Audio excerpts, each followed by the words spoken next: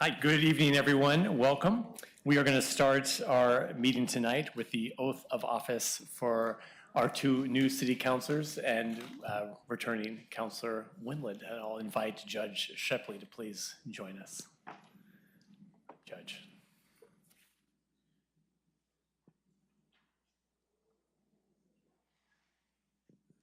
Okay. Good evening. Councilor Winland, if you would please come forward. Oh, okay. Thank you. Yeah. Oh, that's good. Would you please raise your right hand and repeat after me?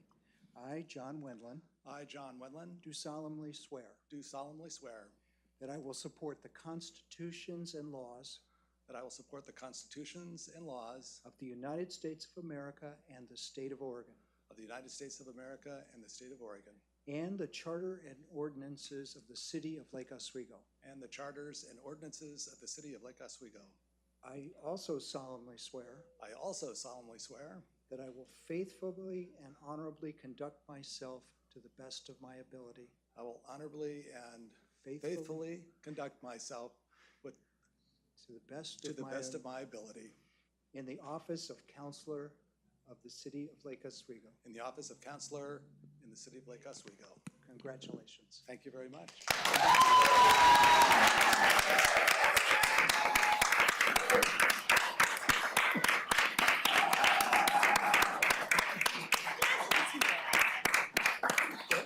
Councilor Afghan.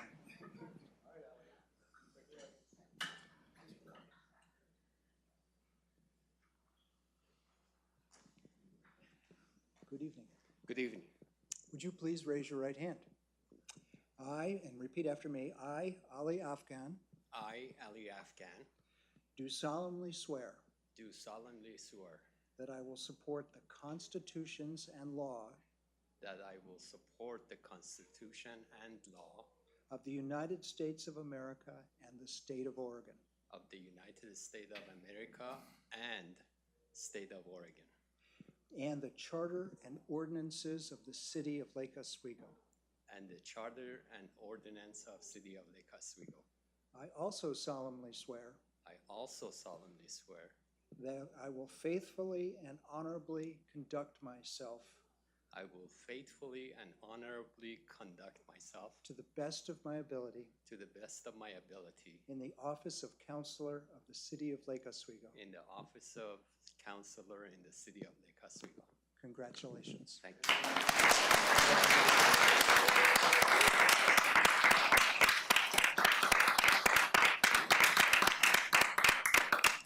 Councilor Corrigan. Good evening. Good evening. Would you please raise your right hand and repeat after me? I, Trudy Corrigan, I, Trudy Corrigan, do solemnly swear do solemnly swear that I will support the Constitution and laws I will support the Constitution and laws of the United States of America and the state of Oregon, of the United States of America and the state of Oregon, and the charter and ordinances of the city of Lake Oswego. and the charter and ordinances of the city of Lake Oswego.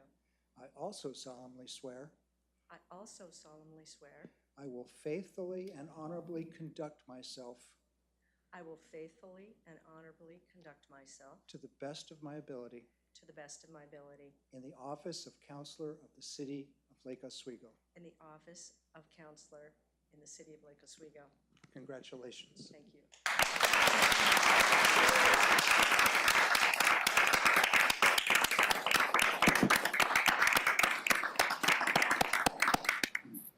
Thank you, Judge. We appreciate you making the time to be here with us tonight. And now we'll give an opportunity for our returning counselor and two new counselors to say a few words if they'd like. Councilor Winland. Well, it's an honor to be here tonight. It's an honor to be reelected for the city of Lake Oswego, and it's an honor to serve with my fellow colleagues. We have a lot of work to do, but it's good work, and it's going to be positive work. I'm looking forward to it. And I wouldn't be here without the wonderful friends that I have and family that support me in everything that I do, and they're the reason why I do it. They're the reason, and the people of Lake Oswego. We've got a great city, folks, and we want to keep it that way. And so thanks for your support. Thanks for all the work that you guys have done on behalf of me to get me reelected. And there's nothing better than having you here tonight. So thank you. Well, thanks, Councilor. Councilor Afghan. Thank you, Mr. Mayor. I am humbled by the number of votes that the city of Lake Oswego trusted in me for this position. I'm here to make a difference. As Mr. Wetland, Councilor Wetland said, we have a lot of work to do, and I'm up for it. I wouldn't be here without the support of my family and the support of my voters. Thank you very much, and I'm honored to be serving with such a great individual. Thank you. Thanks, Councilor. Councilor Corrigan. I'm very grateful for the support of the community, and I just want you to know I will work very, very hard to warrant that support. Thank you very much. Thank you, Councilor Corrigan. Okay, with that, this January 3rd, 2023 meeting of the Lake Oswego City Council is now called to order. Ms. Linder, will you please call the roll? Mayor Buck, Here. Councilors Corrigan, Wendland, Here. Mbu, Here. Burdick, here, Rapp, Here. and Afghan. Here. Thank you. And everyone, will you now please stand, remove your hats, and join us in the Pledge of Allegiance?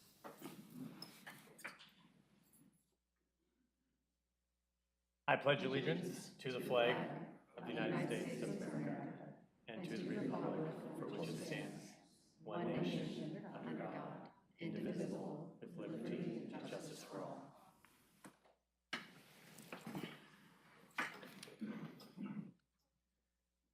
Our first order of business in the new year is the election of the council president. And as council president for 2023, I would like to nominate Councilor Burdick. A second. Second. Thank you. Any discussion? All right. All those in favor say aye. Aye. Any opposed?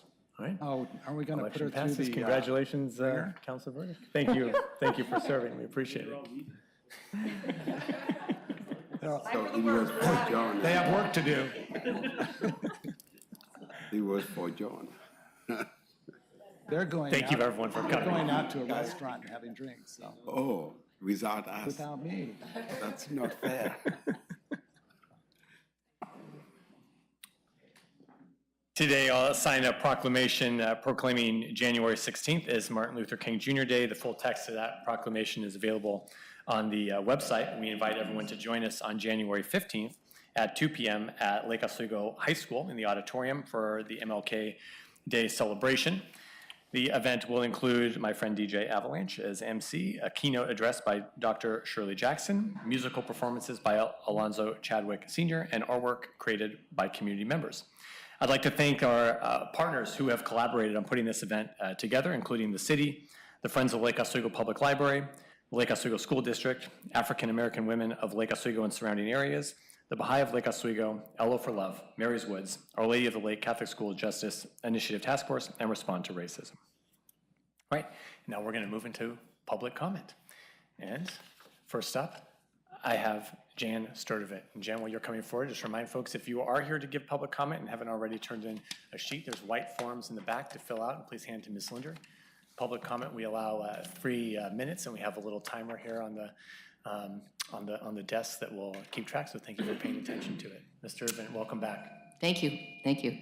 As a data science professional, I want to have us consider that gathering data can be very dangerous if it doesn't truly represent the entire information. The 150 feet that you had heard about when the task force came forward with a report was only from 4 communities out of the entire nation. It's not a fair sample size. It is what we would call anecdotal. It is what we had to work with, and so the task force committee decided that we would use that as an initial number. When I voiced concern, Ollie, you were on the committee with me, and he stated to me it's a slippery slope. And if we need to readjust, we will. So with that, I went along with it. But please remember, it's only a sample of 4. We don't know its geography. We don't know what sound modifications were made for those 4 communities. The second data point is the sound study.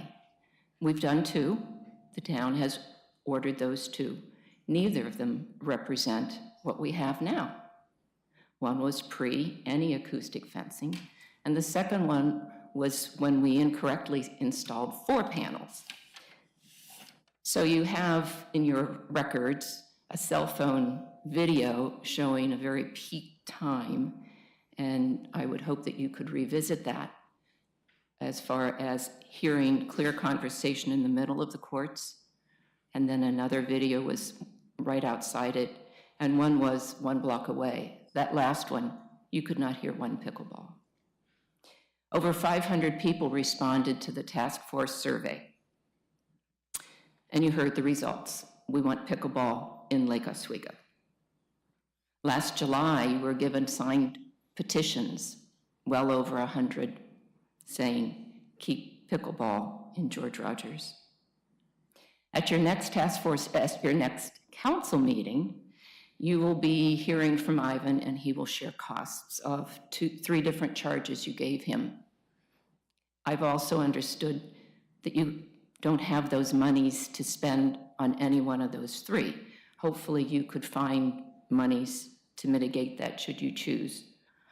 That was needed. Lastly, you got a letter from Miller and Nash, law firm, local, to help guide you in realizing that your decision next meeting will be precedent setting. And the other comment that I thought was worthy of note in that letter was a phrase, coming to the nuisance. So hopefully you'll read that one. So I'm hoping you would realize that there's no logical, data-driven, unemotional reason for closing George Rogers pickleball courts. Thank you. Thank you, Mr. Event. Appreciate you being here. Bill McKenzie.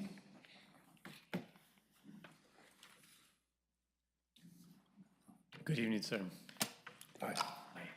Welcome. Good evening. I should say, first of all, I was hoping that the crowd here that just left was here to hear me, but apparently not.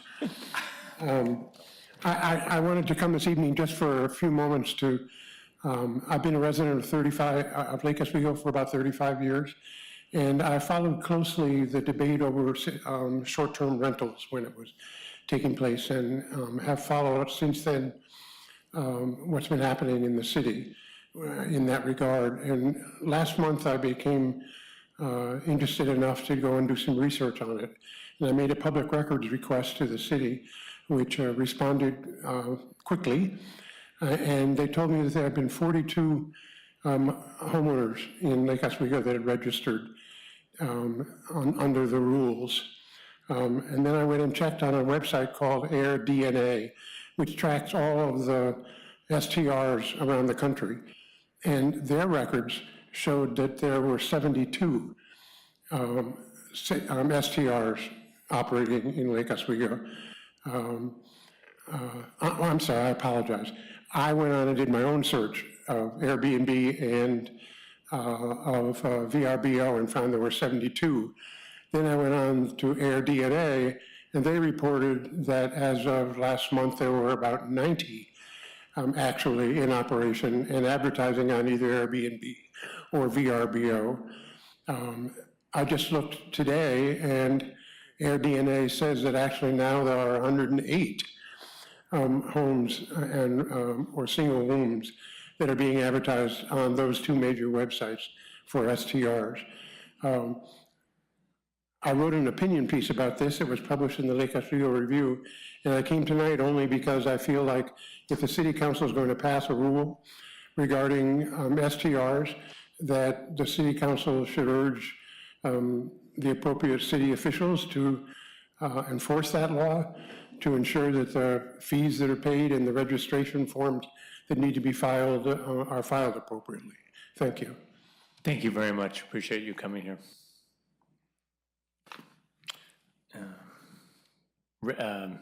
I can't read your first name. Richardson is the last name? Carrie Richardson. Hi, Ms. Richardson. Hi, I've been up here before. Welcome back.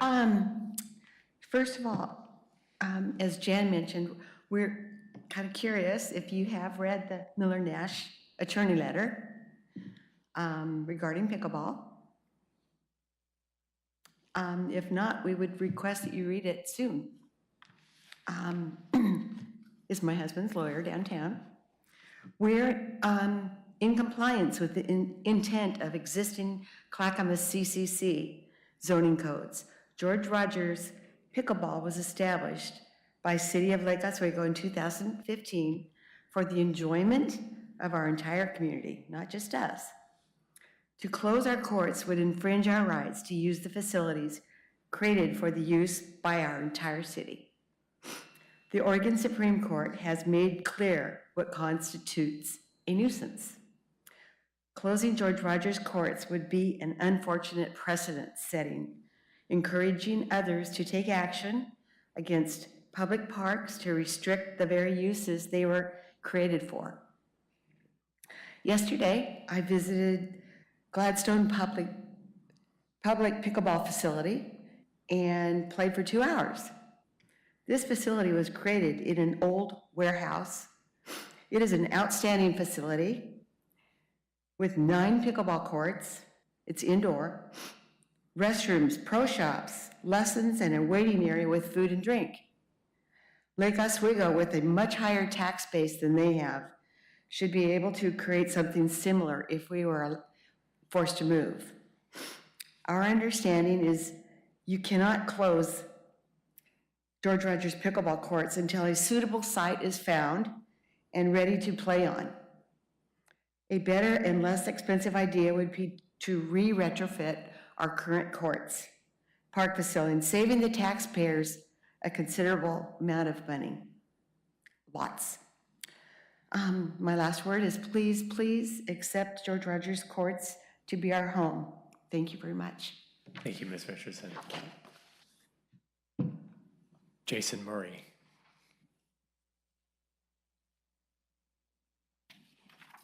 Hi, Mr. Murray. Good evening. How you guys doing? Good. Happy New Year. Happy New Year. Congratulations to the new council members. Thanks for having this forum. I'm here to speak on behalf of the skate park, which unfortunately the new members may have been brought up to speed, but was killed last month rather, due to I would say malfeasance on the part of McKenzie, the design firm, hired to design the overall Receipt Park sports complex. It's my understanding that they far exceeded the budget, which was their target of $3.7 million. The bids that went out for construction came back anywhere between $6 and $8 million. So they delivered a project that wasn't feasible within our means or our planned budget allocated for that development of both Receipt and the skate park. It's now my understanding, based on a meeting that I went to last month on 12/21 with John in attendance there with the Parks and Rec Department, that the skateboard park would still possibly be moving forward on its own in a sort of phased construction approach. So I'm just here to support that and figure out how we as a community can move that forward independent of the bigger Receipt Park development. For the council members that are new, the city of Lake Oswego is the only major metropolitan city in the Portland area that does not have a skate park. We have not had one for 8 years. The one that was here last on Pilkington was a poor excuse for a skate park. And so we thought we had one in our hand. It was in our grasp. So very disappointing to the skateboarding community who do not have a place to recreate right now and haven't for some time. My 13-year-old son takes bus 35 to the city by himself to go skateboard. I don't think we ask any of our other residents at that age to go do that for their passion or their sport or their recreation. So I just encourage you guys to support Parks and Rec in any means necessary to keep that moving, whether that means considering alternative locations to Receipt Park that are already owned by the city, or figuring out a way to make the Receipt Park location work, since we already have the design in hand and paid for. Seems that would make sense, but I don't know, I'd love, if there's any questions about how to make that happen in a phased approach, I'd love to be a part of that. There's a lot of people who would also love to lend their expertise, sweat equity, whatever it takes to get this thing done. Bread sale or bake sales, I don't know, open to suggestions.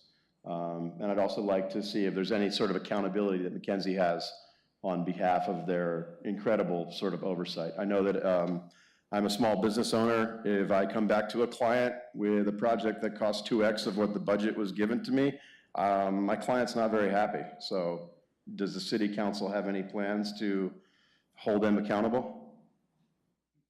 That's a question. So I don't know if you can answer that now or at some point later. No, we appreciate your comments, so thank you, Mr. Murray. Okay. Thank you for coming. Thank you. Is there anyone else here that would like to provide public comment that didn't sign up? Okay. Okay, then we are going to move on to the consent agenda. Thank you for everyone who came in and gave public comment. Bear with me, we have a few ordinances on here, and I have to read the title of the ordinances. The consent agenda includes items 8.1, which is ordinance 2911. This is an ordinance annexing to the city one parcel consisting of 0.23 acres at 5306 Jean Road, declaring city of Lake Oswego zoning pursuant to LOC Chapter 50.01.004.5.a-.c, and removing the territory from certain districts, AN 22-0012. Item 8.2, which is ordinance 2913, an ordinance annexing to the city one parcel consisting of 0.6 acres at 13733 Knaus Road, declaring city of Lake Oswego zoning, again pursuant to LOC Chapter 50.01.004.5.a-c, and removing the territory from certain districts, AN 22-0014. And item 8.3, ordinance 2915, an ordinance annexing to the city one parcel consisting of 0.23 acres at 5807 Benfield Court, declaring city of Lake Oswego zoning pursuant to LOC Chapter 50.01.004.5.a-c, and removing the territory from certain districts. That's AN 22-0016. Is there a motion to adopt the consent agenda? Move to adopt the consent agenda. Second. Yeah. All right, all those in favor say aye. Aye. Aye. Aye. Any opposed? Okay, motion passes 7-0. We now have one item for councilor approval only. This is the resolution 23-01, a resolution of the city councilors of the city of Lake Oswego making council liaison and committee assignments for 2023. Is there a motion to adopt the councilors only consent agenda? Yes. The A team over here. Move. Yeah. It's resolution 23-01. Move to adopt resolution 23-011. Second. All those in favor say aye. Aye. Any opposed? Okay, motion passes 6-0. All right, council business. First up on the docket here is the legislative session overview, and we have Madison Deasing here to go over that with us. Good evening.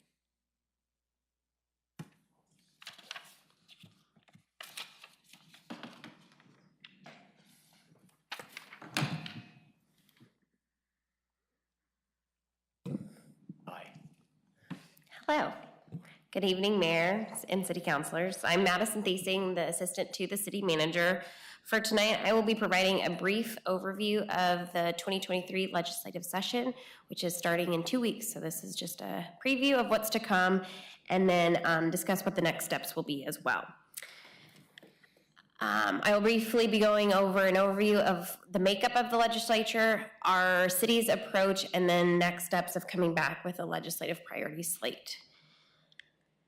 So for this legislative session, we are entering a long session which begins on January 17th and will run through June.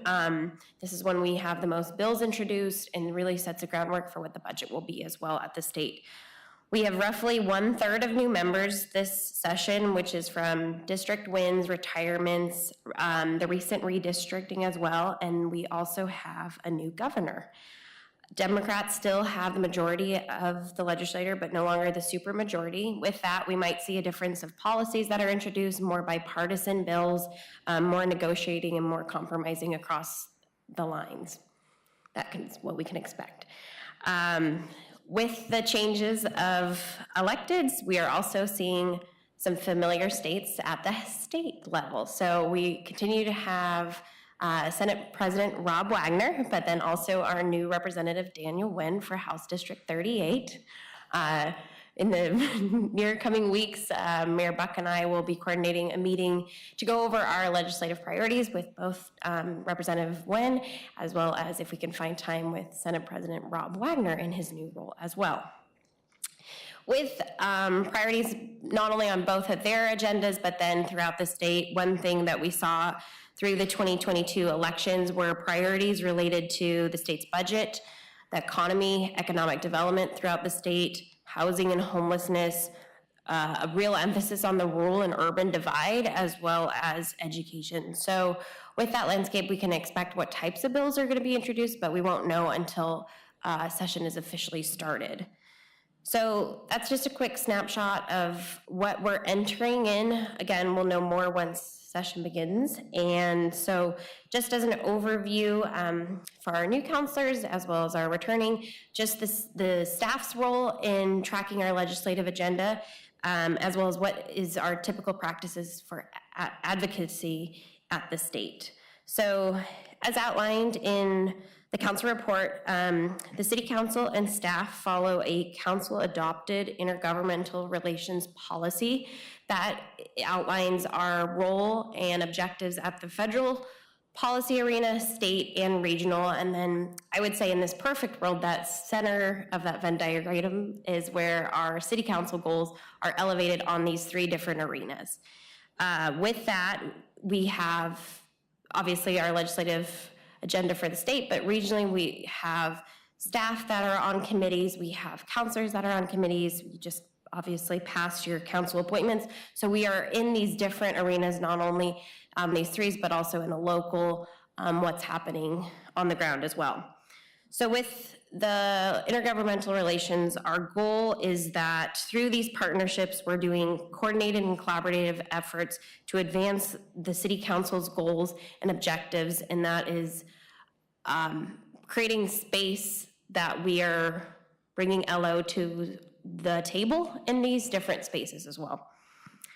So for every long session, what we set forth are legislative principles, which are to preserve home rule authority, avoid unfunded mandates, and leverage regional and state partnerships.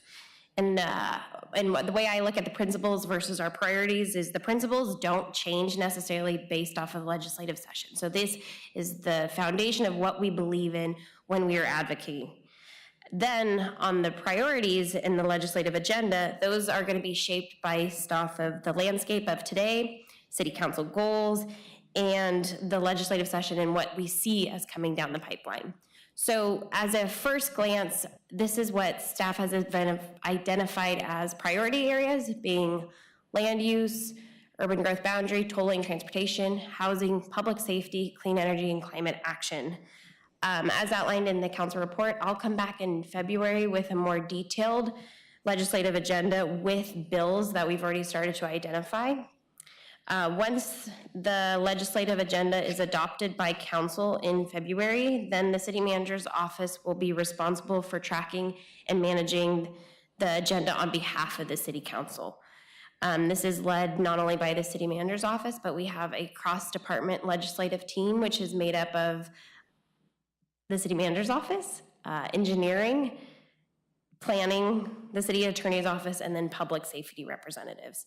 And with that, then we have subject area expertise when we need to have testimony submitted, letters submitted, and then also it's just a way that when we are in these regional meetings and briefings that are happening during sessions, which happen really rapidly, it's by week basically, we are at least keeping a pulse on these very targeted specific areas, which is then aligning with our legislative agenda and priority areas.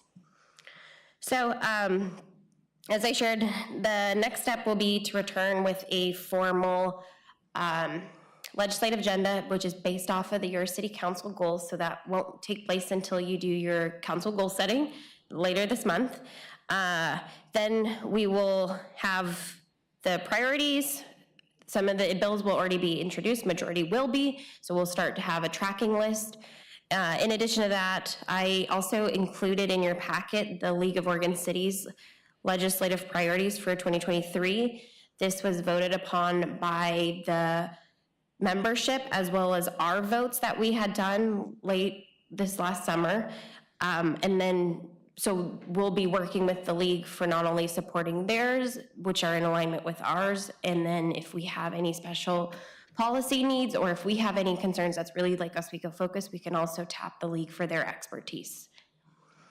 So the last thing that I will just make a plug, if you haven't already subscribed to the league's bulletin, it's their weekly e-newsletter. When session starts, there's a lot of call for action. So that's something that the city manager's office will be managing, is if there's call to actions, if we need to provide testimony, letters of support, we'll treat it similar to what we did for last session, is if there's something that doesn't fall within the priorities that we've already identified, we'll notify council, get approval, and then move forward. But if they are a part of the adopted agenda, then staff will just continue to move forward on our goals. So that's just an overview of what's to come. Thank you for the time to present. This is really just the precursor for what's to come once we get into session. Okay, thank you very much. No, thank you. Appreciate the summary. Does anyone have any questions for Ms. Liaison? Comments? Okay, all right. Thank you. We look forward to the start of the session. We'll keep the check-ins regular. Good work. Okay. Next up, we have the Aquatic Center Contract Award by Director Anderholm up here now.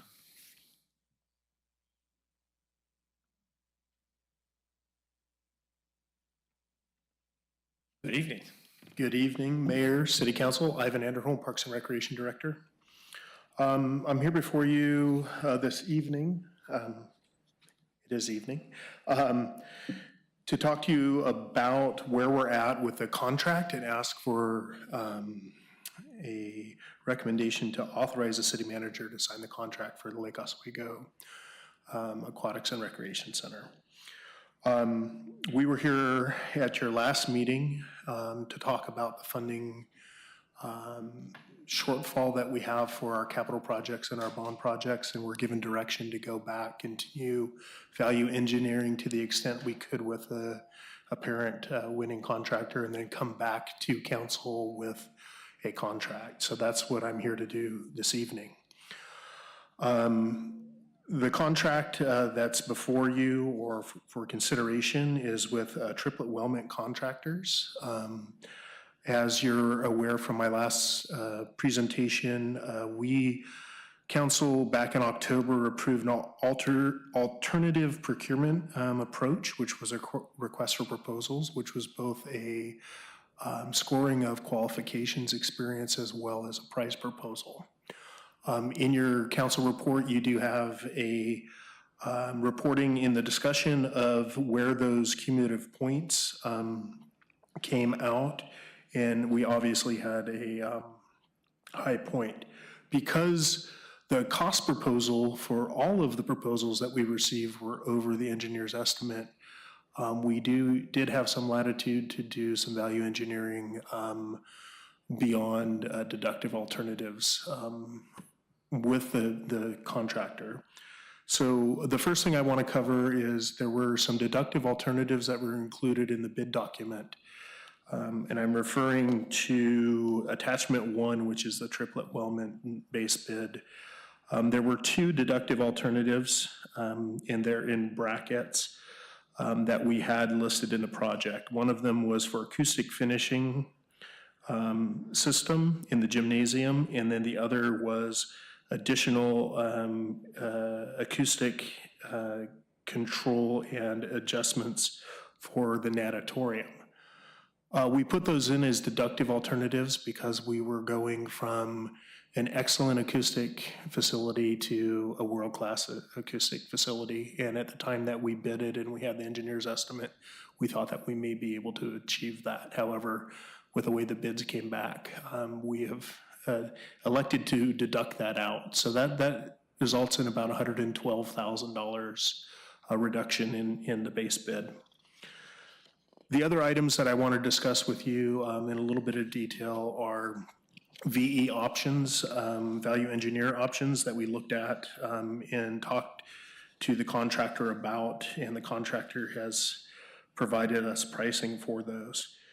When we look at value engineering, as I stated at your last meeting, really our prioritization was no effect on the programmatic intent, i.e. not reducing the size of the pool or the types of rooms, the spaces that the public could use. No effect on the capacity or the use and the participation. So not just changing those spaces, but making them smaller. And then the other was no physical change to the building that would necessitate a redesign or re-entering into the land use approval process. So with that, and working with the contractor and our design team, we were able to come up with an initial list, which is part of your packet as Amendment 1, and we'll also be seeking direction and approval to authorize the city manager to sign that. But I do want to go through the items to let you know. The total for the items is about $667,000 and 190, I guess. Those things are things that we took a look at with everybody considered. So that's a cumulative amount. The types of things that we looked at were the original spec on the project was to do a next-gen chlorine generation system. So if you're not familiar with that, instead of having any chlorine on site, we would actually use salt in a machine, and through an osmosis process, it creates chlorine that is then injected into the pool water. A lot of people refer to this as a saline pool. The pool is not being sanitized by salt, it's being sanitized by chlorine that's created by salt. And you do have a detail of this, so I won't get into the detail, but we're going to a more traditional system that will be calcium hypochlorite, which is a solid system. It's still easy for our staff members to handle. It's not gas, it's not a liquid. It's safe for them to handle, and it's easy for us to do. And there's a sizable savings for doing that. Operationally, it doesn't affect the number of times we have to change, and the water quality can be achieved to the same level as with the other system. We're changing manufacturer on our filtration system. This facility will be a little bit unique in that it doesn't use the huge high-rate sand filters that are really prevalent in pool. We are still doing a regenerative media filter, but we're changing the brand. To give you an idea, the decision on going with the regenerative media is really on your backwash cycle. You save about 65% of the water that you would generally backwash out when you backwash the filters by using the regenerative media. Still a very high-end thing. The next couple are pretty boring. Using a heavier schedule PVC pipe underneath the pools instead of a lighter that's embedded in concrete. The heavier PVC and gravel bed is actually the preferred construction method, and it happens to be cheaper. PVC instead of cast iron for our sanitary waste to get out to our public improvements.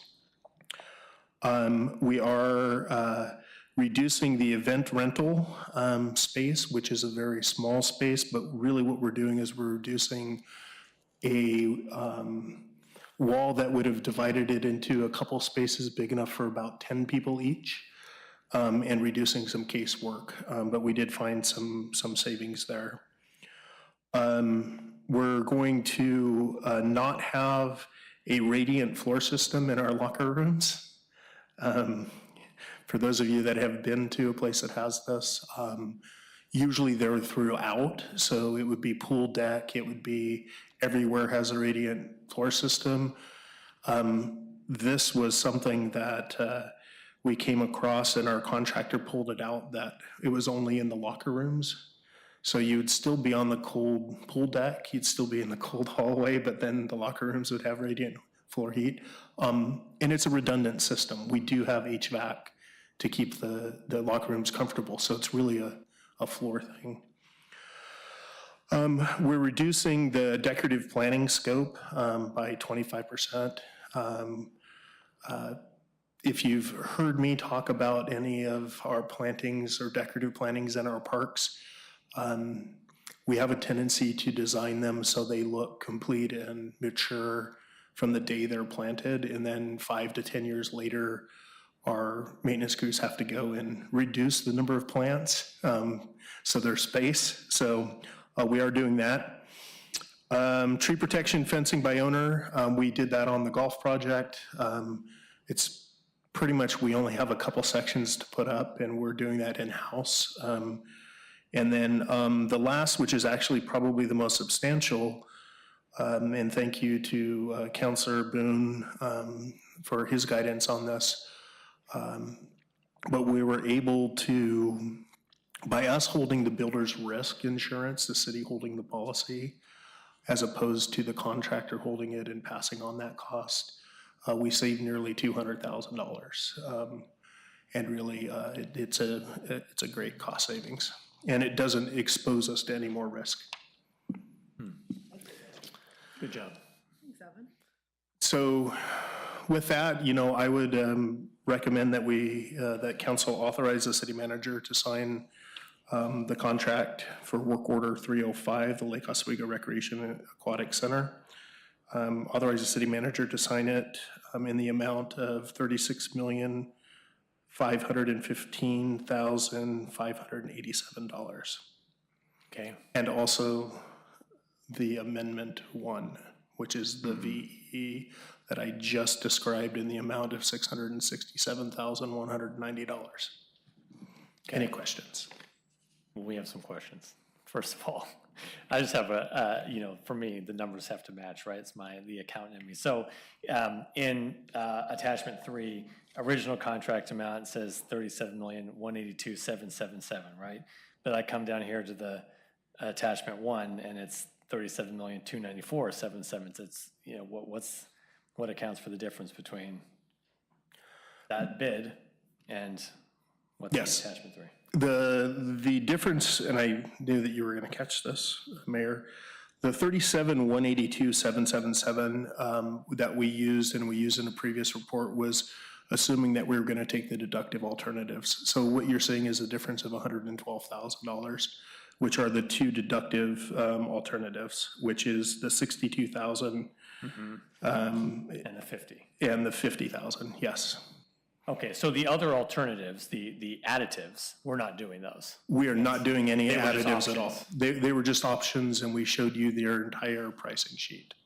So we're just electing to take the two deductive alternatives off of the original bid, which came in at $37,294,777.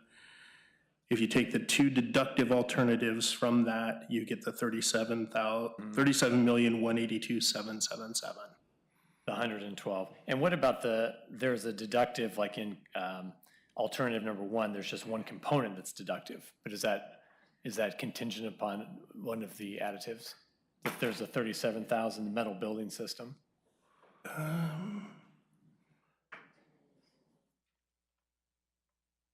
In alternative number 1. Alternative number 1.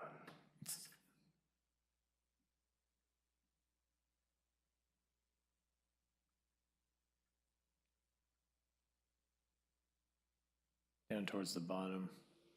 Yeah, I'm looking at that. That wasn't highlighted as an alternative. That was acoustic steel decking. I'll have to get back to you on that, Mayor. I'm not entirely sure if that $37,000 was supposed to be a deductive alternative on this spreadsheet. So, The number may change by 37, but we'd bring that back in a second amendment. So, okay. So, Yes, it's not included in what we're asking for this evening. okay.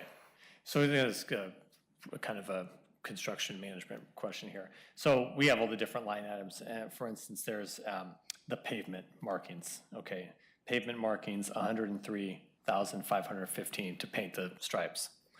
So I imagine that this fine contractor, Triplet Wellman, they're gonna go out and hire someone to come paint the lines in the parking lot. Do we see the final bill? What if it only costs them $50,000 to paint the lines? They're required to submit certified payroll for all their subcontractors and disclose all their their first-tier subcontractor contracts. So we do actually see those numbers. Yes, so the short answer is yes, we do.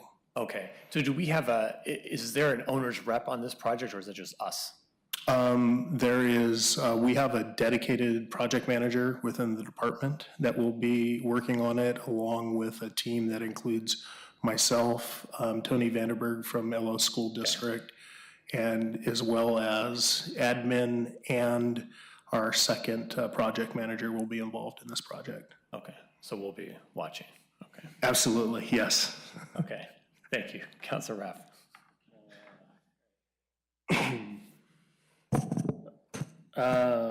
First of all, I think we're all very excited about this project moving forward finally, right? So it's going to be an amazing addition to our community, to everybody of all ages and genders, and everybody to use it. It's going to be great. We've needed this for a long time. So a couple questions I have, a couple comments, a couple questions. One, is this a fixed bid? Yes. Okay. That's good. Okay, so for me, this is where the comments come in, and they're kind of more to our the council colleagues here. I implore us all, as we move forward in these next, at least my next 2 years, that we hold hands together around capital projects. There have been comments in the past by people, I'm not going to say who have mentioned that, hey, as a city, we should just be prepared to pay more for certain things. I don't agree with that, and I hope none of us all agree with that. I think we should all try to fight and negotiate as much as we can against the Lake Oswego tax that we have all heard about. It's real. I think that's definitely one of the reasons why we're not able to do all the projects we're able to do. So, we should all hold hands and, continue to push, as our mayor was just talking to Ivan about. We should push everything down as much as we can, as often as we can, because we represent taxpayers, not ourselves, right? So, and then I wish some of the people that came from public commenters were still here, but I would say, for those, if you ever look on the YouTube afterwards, that everything costs money in this city. And while this is gonna be a beautiful piece for everyone to use, and it's very valuable, and it's gonna have there's a lot of value for us, everything costs money, and everybody seems to want something, the city to provide them with something. Well, all that costs money. Pickleball, it costs money for us to build more courts or even move courts. And so it's really easy to come and sit in the dais or sit at the desk there and ask us to take care of something because they don't like it. But then the next sentence in their email or out of their mouth, it's, but don't raise my taxes or don't increase the street maintenance fee. Well, we all need to kind of hold the line and understand that you can't have it both ways. So we're doing as best we can with the resources that we have. And unfortunately, Rasik is going to take a hit. I'm vowing personally to make sure that skate park gets done as soon as possible. But we should all know that, one, we should continue to push prices down and let builders and partners know that we will not stand for bids that are above reason. So thank you for pushing this forward, Ivan. Looking forward to it. Thank you, Councilor Raff. Here. Councilor Wendland. Thank you, Director. We appreciate all the work, and the nice thing is you've built some pools before. You have a full complement of information under your belt, so that I think this will go very well. I have a question, and it's pretty minor, but when you're reducing the event rental to a single room, what's the, I mean, it's $31,000, but I'm looking at a lifetime of renting the room. So is there, I know that we had specific talk on the pool task force and also the revenue generating part. And I just want to make sure that we're not cutting some costs that are going to have an effect on us in the future with reduced revenue, because the operating costs may be, I'm not saying that we're going to get $31,000 a year out of a single room, but I will say there's a lot of parties that go on, and if you can double book parties in 2 event spaces for the swimming, I don't know. I guess, can we make it into 2 rooms later, or is it just the way wasn't going to be a door in between that would make it 1 room or 2 rooms? It was going to be an accordion door. Right. Yeah, a fairly simple accordion door. To answer your question, it becomes a question of how we manage the time more so than it does the space configuration. The space configuration itself will be utilized as a full room, and I'm going back in my mind with the work we did with Ken Ballard, who did our operational assessment. The full room was about 70% of the use, and then having it as a double room was about 30% of what we were anticipating. We do anticipate that the groups are going to be a little bit larger. I think that there's some management workarounds on if we have a single room to get the same number of uses of the room for those smaller groups. Be it that we adjust the time slot slightly, we adjust the transition between time slots. We'll be able to make up most of that, and we took that into consideration when we were looking at what the cost was to do that, and then what our primary use of the room was. It's going to be not only a rentable space for being adjacent to the pool, but it's also a classroom space within our programming, and as a classroom space, it's going to be, the whole room is going to be utilized as opposed to a half because of the size of it. Right. No, kids are available only certain hours of the day on certain days, and it's kind of like a church building a parking lot for Easter Sunday. You can't do that, but you have to have enough parking spaces to handle the flow each week, and I just caution you about, on a $38 million project, well, actually a $46 million project that was saving $31,000. Not that I'm not counting pennies, we all do that, but big picture, I want this to be revenue positive. That's my only thing and then, so maybe I'm just a spoiled person and I will admit it up front, but the radiant heat on the floors, because we live in Oregon and it's cold a fair amount of the year, is that going to, I know that we have the other part of the heating, but from an engineer standpoint, radiant heat is actually a much more efficient way to heat a space.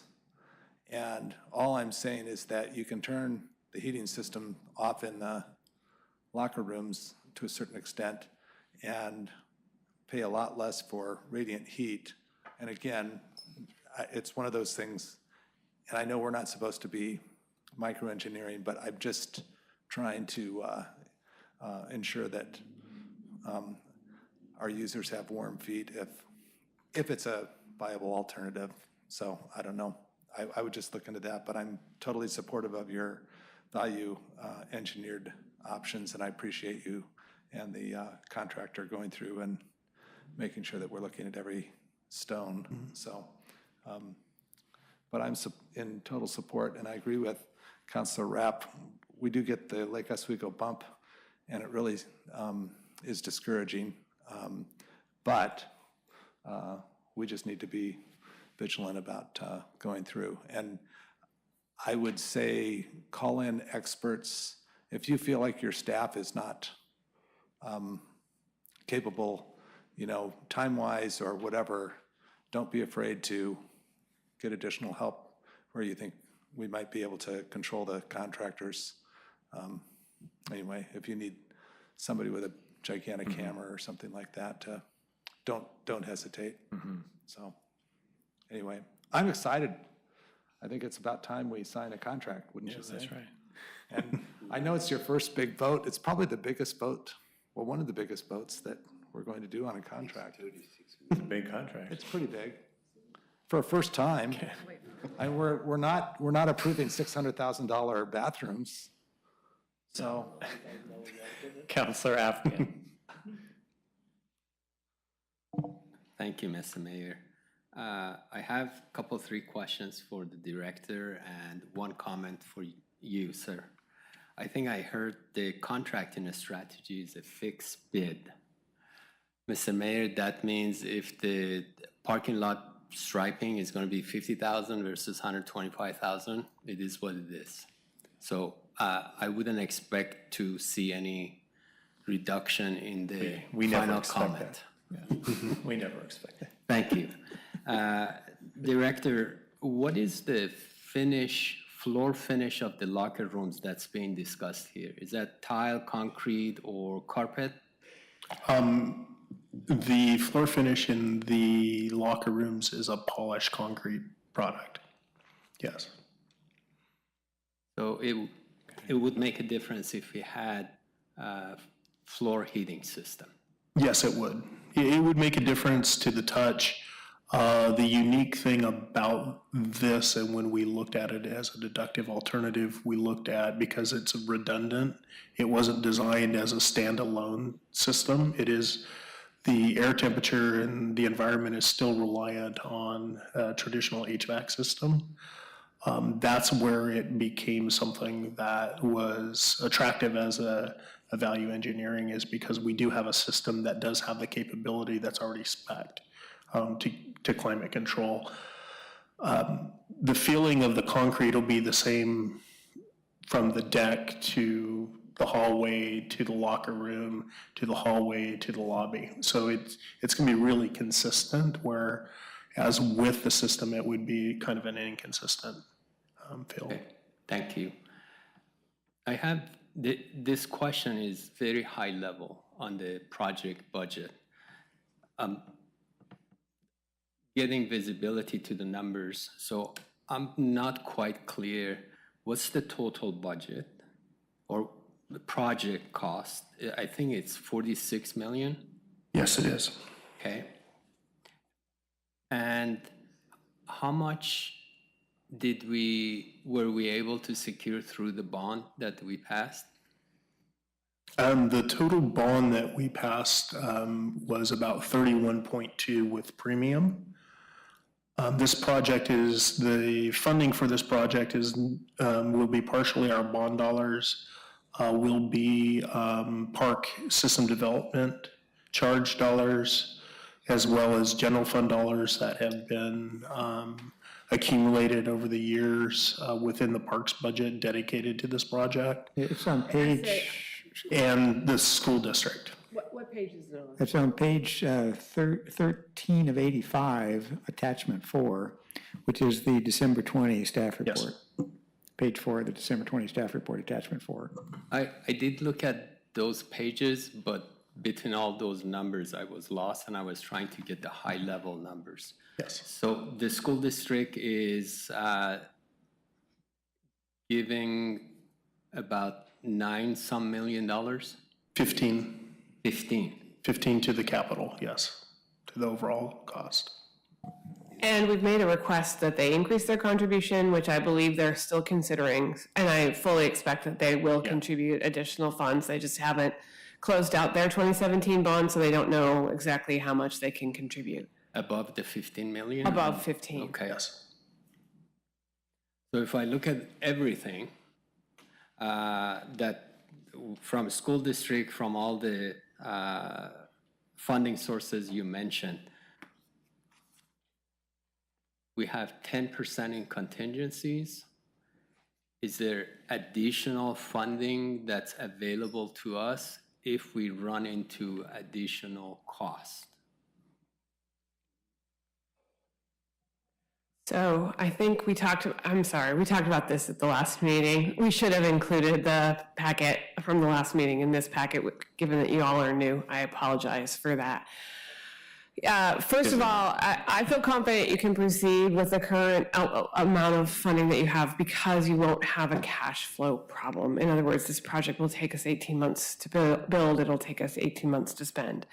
So we will answer your question as part of the upcoming budget process. I would tell you the one piece of funding that you have that I can tell you is discretionary, that does go to capital right now, is the transfer that the general fund makes to the street fund. So depending on how long you're willing to delay making that transfer, we can have a conversation about how that impacts street capital projects. So essentially you're trading one set of capital projects for another. Hopefully that answers your question. It did. Yeah. Thank you. And both are sticky, so. It's not like we have an overabundance of pavement funds. Thank you, Councilor Afghan. Yeah. Martha, the street fund, if we, yeah. So what you told me last time, what you told me last time was first secure all of the funds that we can that are specific for Parks Capital. First secure. So first the school district's contribution, if they're able to do that. Then Director Anderholm and Director Cross and I will take a look at what other funds we expect to generate in the upcoming biennium that could go to street capital. For example, what's our budget projection for STC revenue for Parks Capital? And then whatever's left over in terms of our ability to close that gap is going to need to be general fund capital dollars. As you all know, you have tens of millions of dollars of unfunded street projects. Yes. However, I would say you could probably say that for 1 year or 2 years, you could postpone those street projects. It's just not a good long-term strategy because, as you know, if you miss the window for a street project, the project costs you a lot more money. So I've already had a chance to talk to Director Rooney, who's sitting in the back of the room. We're going to bring you different scenarios as part of the budget process to sort of say, if you do A, this is what happens. If you do B, this is what happens. If you do C, this is what happens. But it's your only source of general fund money that's currently spent on capital. Your other option is to go into operations and cut some operating department. And so far, you have not told me you want to do that. Okay. And can I make a comment about the payment fund? Just so you know, we floated the bond basically for the paving project to accelerate the paving index. And once you get involved in this, there's a paving index that basically says how good our roads are compared to everyone else. We've been chipping away and raising that paving index. And one of the reasons why we're in that deficit was because city councils had appetites for other projects, and it was always easy each year to just go, oh, we'll just take it out of paving. Well, you do that for 10 years, and then all of a sudden now you have to float a bond and pay with revenue that is coming to us from taxes on our registration from Clackamas County, which is a funding source, which you have to have. But we could be using that if, and I'm not blaming previous councils or anything, but I'm just saying that had it been taken care of before, we could have been spending the money that we're now collecting on projects like pathways or other things. So each decision has short-term and long-term consequences, and that's one of the things that, that's where the long-term strategy has to be part of our conversation. So, and I agree with City Manager Bennett. We have put a lot of money into the paving fund in the last 3 years. So we have accelerated that. It's just a question of whether we want to, or whether we'll have to. I'm confident that the school district will come up with some money, and that will help offset it, and then we can work on skate parks. I did have one additional question for Director Enderholm. As part of this process, we engaged with the community on the sustainability features and the resiliency features. I see the PV array in one of the alternate add columns, but That's to build it out to the maximum capacity. So what are we honoring the commitments that we made through the public? We absolutely are. We're putting a PV array, not the maximum capacity that we could, right. But we are also putting the conduit in for a future array if we wanted to maximize it. So that is part of the base plan. So what you're seeing there would be the cost to add the entire array. Okay, and the resiliency of the building? The resiliency for the building separated into the pre-engineered metal building, which is the natatorium portion, and then the gymnasium, other spaces, lobby, office spaces is kind of a separate building. The entire lobby, gymnasium, all of that will be an immediate occupancy level for resiliency. The reason we didn't do the pre-engineered metal building was, number one, is it costs quite a bit to do, and the space is really, in the case of an emergency, is not a usable space for the public to take refuge in, because the majority of the floor space is a hole with water in it. Right. But it will be a water source. Well, salty. We had talked about at one meeting using I guess the question was asked if we could direct the electricity generated by the photo array to the immediate occupancy space, so that if there wasn't power, we'd have the solar array powering. Is that something that So we're looking at an option right now. So we do have some batteries for backup power. So we do have capacity, a small capacity within the facility to do that. We have both. So we have a switching mechanism where we'd be able to bring in a portable generator to generate power to power the entire resilient portion of the facility, is the original plan. However, in part of our value engineering, we also discovered that there might be a cost advantage to actually have an on-site, larger battery capacity, but an on-site generator in the same space, because of the way that the building industry has been kind of waving. When we originally spec'd a plug-in, it was much more affordable. We're now, we are continuing to do that. And I do want to mention that the value engineering that's represented here on Amendment 1 is really our first big brush at it. We're still working toward other things that we can value engineer. We have re-engaged with community solar that would basically reduce our costs on the initial solar array if we can make that work. We're also looking at things like our emergency generation and how we do that on site, because it looks as though there might be some cost savings for us to go in a different direction there. We'll continue doing those things. We're committed to really looking at everything. This initial list were the ones that we could go through using those 3 criteria and say we're comfortable with doing this initial value engineering. But there are other things that we're looking at, all the way to the roof structure. We're looking at all the different details. So the PV array cannot power the immediate occupancy? No. It's because it's not enough? It's not big enough. Yeah. So you need the backup, the batteries, in addition to? Yeah, in addition to a still be generator. used? Yes, it can still be used, absolutely, yes. Okay. Yep. That's great. So you can charge your cell phone. Yeah, that's about it. So let's just say that you go back and you find another $300,000 worth of savings.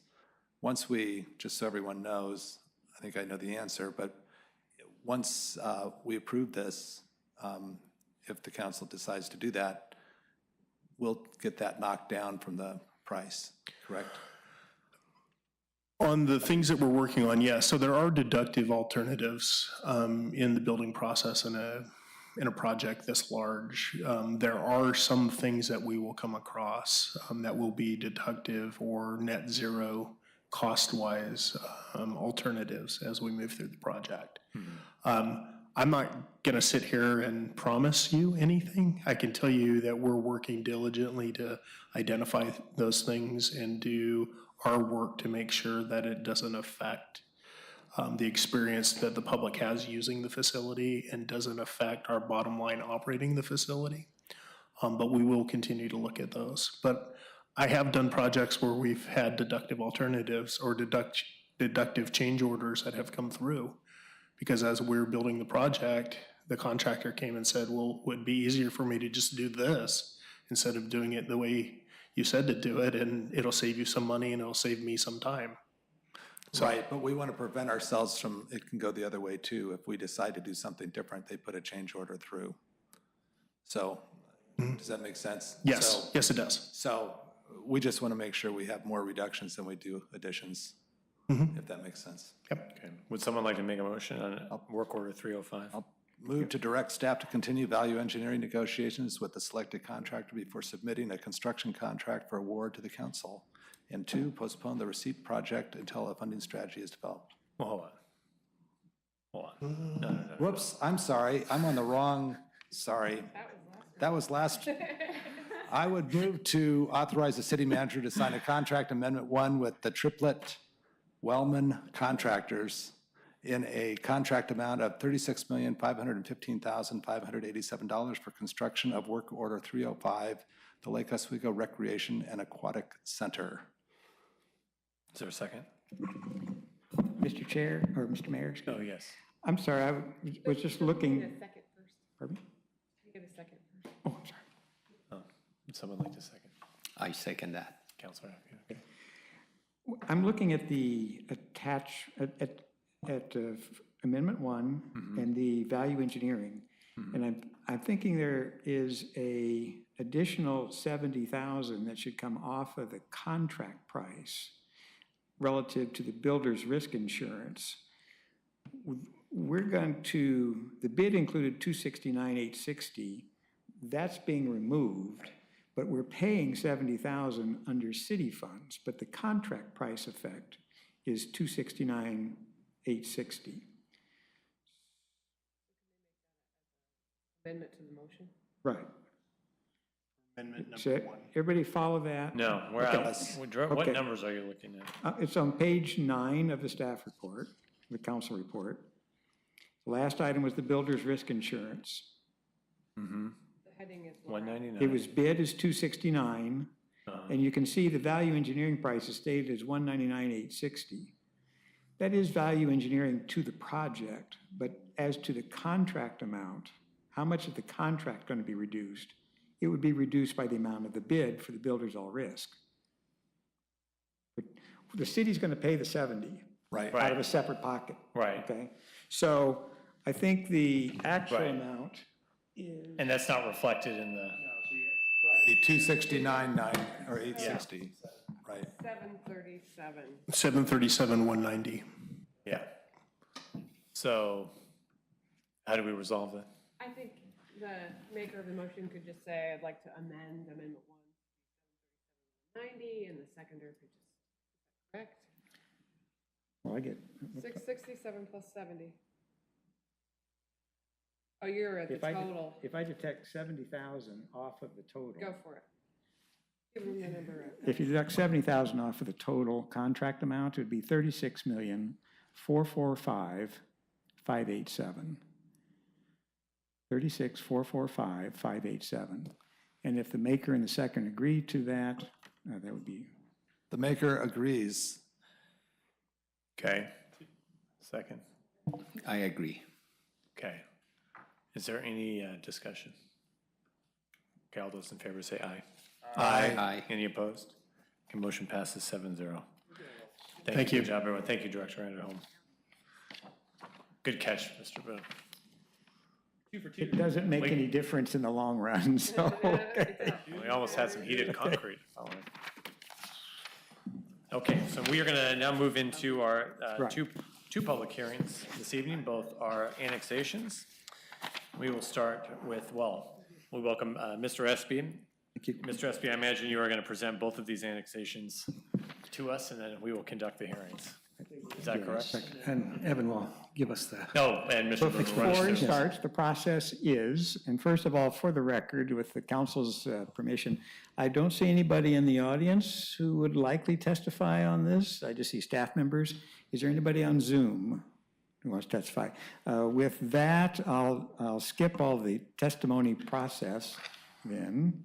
And I'll just go directly to the council questions as to, please declare if you have any financial conflict of interest, any ex parte contacts, including a site visit or any bias on this application. And are we doing, is it both applications? You're doing a joint report? We're just doing the 2 applications, public hearing. I have the 5 up there, just showing. All right, but I think we're doing just the 1 at this point. So please declare if you have a financial conflict of interest, ex parte contact, including a site visit or bias on the application for this public hearing. No. No. Okay. No. All right, hearing none, Mr. Mayor, thank you. Thank you. Thank you. Thank you.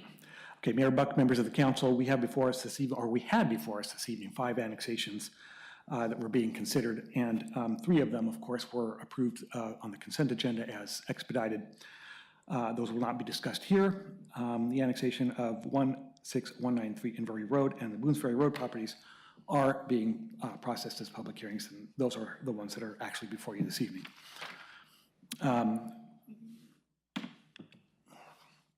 The 16193 Inverurie Road is located on the west side of Inverurie Road in the Lake Forest neighborhood.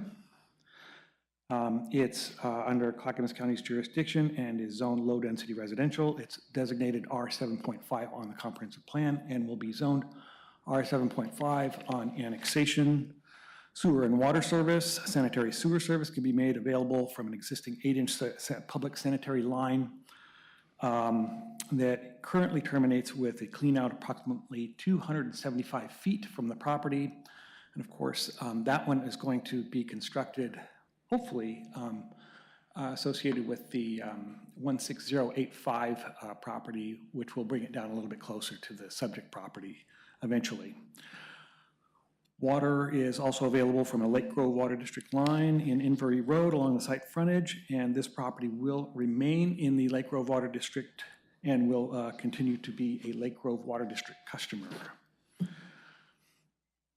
The 16607 and 16687 Boones Ferry Road are located on the northwest side of Boones Ferry Road in the Lake Forest neighborhood.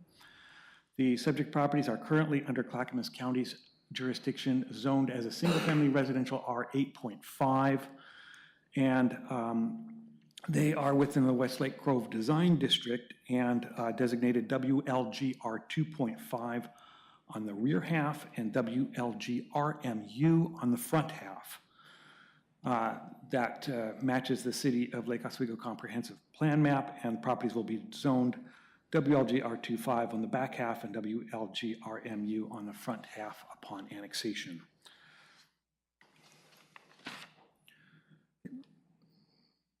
And that's the zoning map there. Sewer and water service, sanitary sewer can be made available from an existing 8-inch public sanitary main that's currently located in Boones Ferry Road along the site frontage. Water is also available from an 8-inch Lake Grove Water District line in Boones Ferry Road along the site frontage as well. These properties will remain in the Lake Grove Water District and continue to be Lake Grove Water District customers. Staff finds that these properties are within the urban services boundary and public services can be provided in a timely, orderly, and efficient manner. They are consistent with the state, metro code, and comprehensive plan, local code requirements. Staff finds that the annexations are timely and with regards to public facilities and recommend approval for these. Mr. SPG, so those 2 lots on Boones Ferry are, there's 2 lots, and each lot is zoned, has 2 different zones attached? They are split, that's correct. Is that unusual? It's not usual, and this is a unique zoning overlay in the Westlake Grove. The Westlake Grove Design District overlay is a unique overlay, and we have worked to consolidate some of those zoning and comp plan designations so that the properties will be a little bit more developable in the future. They've had some trouble in the past getting developed because of the small puzzle pieces of zoning designations that are assigned to a lot of those properties in that area, and we're getting that all cleaned up. Wow. Yeah, I don't know if I've ever seen one lot with 2 different zones. Yeah, I would just point out on your map, on your staff report, 5115 West Sunset also is also split 5115. from West Sunset. Oh. Yeah, the concept was to allow for mixed-use residential and office and commercial in that area. And so that was the approach that we took a while ago to achieve that. But these lots, I mean, they abut Boones Ferry, they would already allow mixed use. They would allow uses in the commercial zone, but not necessarily townhome development. So they are 2.5 would allow single lot townhome development. Townhome, I see. Yeah. On the back half. Correct. Interesting. Oh, okay, sorry, I know that doesn't have any bearing on the annexation, but it is interesting. Okay, any other questions for Mr. Espy? You're never retiring, right? Oh. I just want to, I know I can't ask that question, but boy, do you have more knowledge about these idiosyncrasies in Lake Oswego. Yes, he does. This was an interesting project, yeah, to say the least. I just want to correct the record, Paul. I think you said 16,687, and that's what your map indicates, but I think it's really 16,667. And that's what the mayor read on the title of the ordinance, so I just want to be clear on that. All right, thanks. That's correct. 667 is correct. 667. Yeah. Are we doing these separately or Yes. together? We have to have a hearing, though. Any other questions on where? Separate motions, okay. Well, first, we're going to have a public hearing on ordinance 2912. I'm going to open the public hearing. I don't believe we have anyone here to testify, so we're going to close the public hearing and entertain a motion to adopt ordinance 2912. Can I move to enact ordinance 2912? Second. All right, is there any discussion? All right, all those in favor say aye. Aye. Any opposed? All right, motion passes 7-0. Now we'll open the public hearing on ordinance 2914. I'll ask if there's anyone here to testify. I don't think there is. Okay. I would Close the public hearing. And before you vote, yes. okay, just again, does the council on this one need to declare any financial conflict of interest, ex parte contacts, including site visitor bias on the application? Oh, no. No. None? And I would incorporate the previous staff report testimony into this record. Yes, okay. Thank you, Mr. Boone. All right, is there a motion to adopt ordinance 2914? Move to enact ordinance 2914. Perfect. Second. Thank you. Any discussion? All right, all those in favor say aye. Aye. Any opposed? All right, motion passes 7-0. Thank you, Mr. Espy. All right, now information from council. Let me know if you have anything to share. I have just a couple updates here. Updates. Well, first of all, shout out to Ms. Bennett and the Public Works team during the storm to say, I heard people driving in to town from other, and they said, where I live, it doesn't look like it does in Lake Oswego, where the roads were clear. So great job.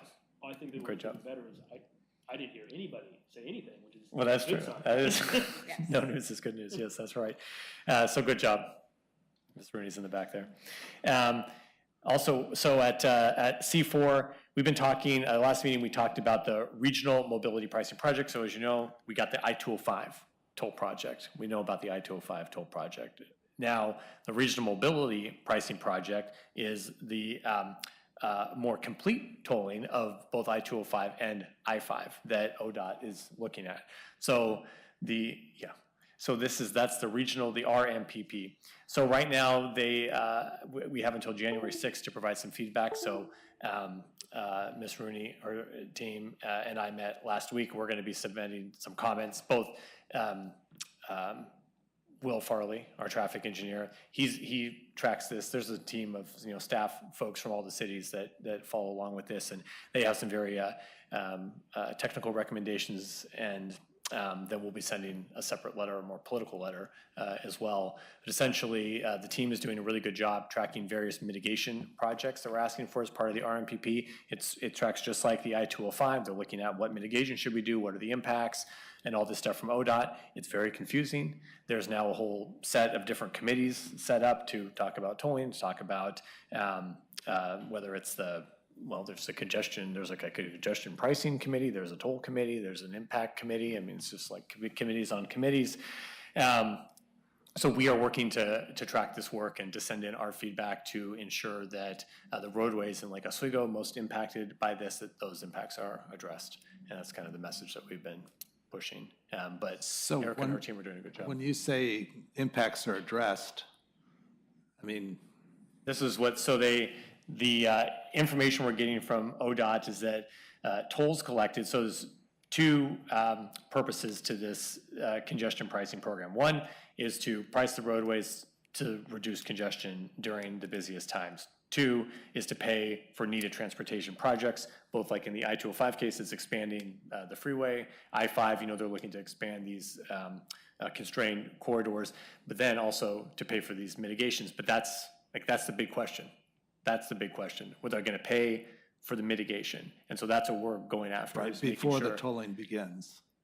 Well, no, it'd be as a result of the, because that's where the money's gonna come from. But let me tell you, this is complicated and there's zero commitment from ODOT. And so we're really working to get the commitment that we're gonna have these needed safety improvements. To some of them, like for us, 43 is a huge one. It's an ODOT road. It's not even our roadway. Right. And so we're fighting for these improvements for these corridors that are going to be impacted by by the pricing of these interstates. I'm telling you, it's a lot of smoke. It's dense. Right, and at the end of the day, are we still just going to get toll roads and then we're going to have all kinds of congestion in Lake Oswego? Well, that's what we want to avoid. Well, yeah, but I mean, Yeah, I know. I have zero confidence that they've looked at that. Yeah. So The good news is that, I mean, we're or that they care about our input, frankly. Yeah. It's been a challenge. The whole thing it has been a challenge for us and the other jurisdictions, and it is a lot to track. Obviously in this case, they sent out a letter just on December 15th soliciting input, due December 15th. We know what time of year this is, with input due on the 6th. On this complicated, it's crazy. A couple weeks over the holidays. But because, Erica and her team are doing a good job, tracking these projects, they have things ready to go. But it's a challenge working with ODOT. This entire thing has been. But one of the things we did ask for here in Clackamas County when we talked about the I-205 tolling project is that we do not want this one small section of I-205, if there's going to be a tolled roadway, to be the only tolled roadway in the entire region. So we had been pushing for the regional, and just because of the timing, the ODOT had a certain timing they had to meet in regards to just the I-205 project, so they told us the RMPP would be close behind it. So we're kind of going through a lot of these things all over again with RMPP that we already went through down here with I-205. But now you have communities all along, all the interstates, basically having the same conversation that we've been having here in Clackamas County since for 2 years. Yeah. Okay, so I'm sorry, that was kind of downer news, but that's what we had from the C4 table. You have a palate cleanser for us? Yeah, I know. I'm trying to think of something positive to say, actually. Okay, that's all I have. I'm sorry. Does anyone else have anything? So we did the, committee assignments. Obviously, our boards and commissions, they are meeting this month. So if you haven't been reached out to by staff liaison, okay, check. They might just be back today. Your staff liaison might have, today is the first day after the holidays, so. That's true, your staff but there is a liaison. calendar. There's a calendar, and it has where the meetings are, the city calendar. So use that just to track. If for whatever reason you can't, whether it's this month or a future month, cannot make a meeting, please let both the chair of the committee and the staff liaison to the committee know that you're not going to be able to be there. So when is library? Well, you have to look at the calendar. Yeah, I'm checking. Their first meeting is January 11th. Library? Yeah, I happen to know because I get to go this month. And, some of these groups meet in person, some of them meet virtually, so, okay, sometimes it switches. All right, thank you, everyone. Anything else? No, Yeah, just, I have two things, if you don't mind. First, I just want to let you know the Lake Oswego Review has reached out to the homeowners on 5th at Lake Bay Court after their appearance here and will be doing a story.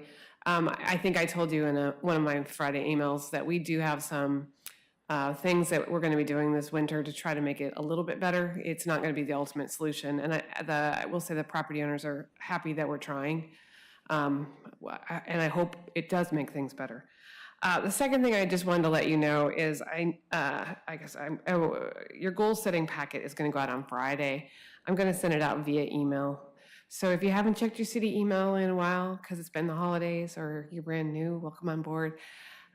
You're going to want to get that done because we're going to do the same process that we've done in the past few years, which is I'm going to send you a big pile of stuff. And in that pile of stuff is going to be the boards and commissions goals, the feedback from your executive team leaders, the department heads, all the public comments. And I think Carrie told me last week we've had over 90, so there's probably closer to 100 right now.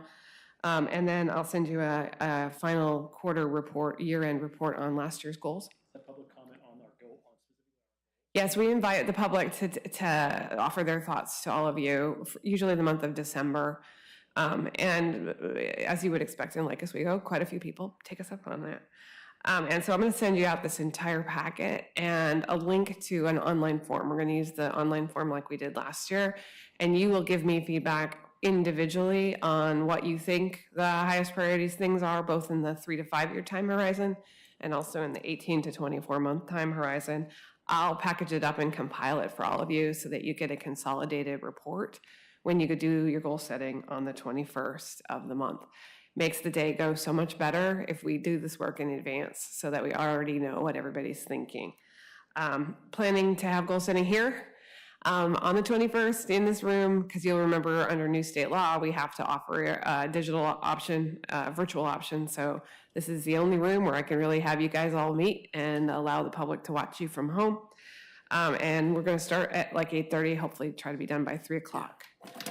You'll also remember that the discussion of sort of the topics of how the council functions we're going to do after you get your new city attorney on board in February. So you'll see a slot on the form that says, tell me the things you want to talk about, but that stuff won't appear on the 21st of January. It won't appear until the 21st of February. Okay, check your email on Friday. Friday. Yeah, and you're going to have about 10 days to give me your feedback. I know many of you are thinking about it, and you'll see from the department head list that we've been listening to you. And so you'll see things like funding strategy for Receipt Park on our recommendation list. I don't think you'll be surprised. The other thing I'll tell you is there's an enormous body of work that we all started in the last 18 months that isn't done yet. And so don't think that you're going to get to set 15 new goals. You're going to get to set maybe 5 to 8 new ones so that we leave space to finish the work that's already underway. I always feel bad saying that to brand new counselors. It's like, yeah, go ahead, Counselor. So are you going to have what we're in process well laid out and where we're at so that everyone kind of knows? Because it may be it may be new counselors have the same goals that are already kind of in process or whatever. Yeah, and I think when we talk on the 21st, when you guys meet, that will be sort of the discussion. Oftentimes, it's pretty clear that the things that are in process, but the conversation needs to be about sort of the directional, what's the direction we're going to take the project next. So, for example, the report you got on the state of the urban forest last month, I think raised some questions, and you guys need to have some conversation about where do you want to take that conversation next. So I think it'll be clear what's ongoing. What won't be as clear is where to next. Some things like figuring out what we're doing about wastewater, that's pretty clear. But some of the other things on there that are more policy projects, that's part of what we'll try to accomplish during goal setting, is you giving us the flavor on where do you want to go. Mm-hmm. And then are you going to include in that the H bill, was it 2000? House Bill 2003 is on the list. Okay. Also, compliance with the new climate-friendly and equitable communities rules is also on the list for the department directors. Well, as I say, I think that we have a little placeholder. Well, no, I actually don't have the tree code on there. There are things the department heads are not going to tell you is underway already because they're not underway already. And that's where I say you guys have to be thoughtful about what new things, and looking at the tree code at the tree code would be a new project. Yeah, there's always room for some new projects, but if you do that one, there's other ones you don't get to do. So that's where the conversation takes place. So, and I'm counting on all of you to remember that it takes 4 of you to put something on the goal list, right? I always like to see more than 4, but just because one of you has the idea, doesn't mean we're going to do it this year. I also always love to tell counselors, don't forget, just because we don't do it next year, doesn't mean we'll never do it. It just means we won't do it next year. It might have to come back the year after, right? It's not a forever no. Sometimes it's a not now, but later. And that's only one example of lots of other things that I know many of you are thinking about that might be not now, but later. But Okay? we can push like, You guys, this is your meeting. All I do is set it up for you. You guys get to do the talking. I get to hold a pen and get ink on my fingers. It's really awesome. Okay. Okay. That's all I got. Thank you. I just like to say Happy New Year to all staff. They are wonderful. We appreciate them, and I miss the parties in December, but I really appreciate them. And, Thank you. I'll pass it on. Our Public Works, Parks, and Public Safety departments did get to spend a lot of their holiday making this community safe for us to be in. So I thank you for recognizing the huge body of work that they did in that week. Big deal. Okay, all right. Thank you, everyone. With that, we are adjourned. Well, Yeah, you did your first meeting.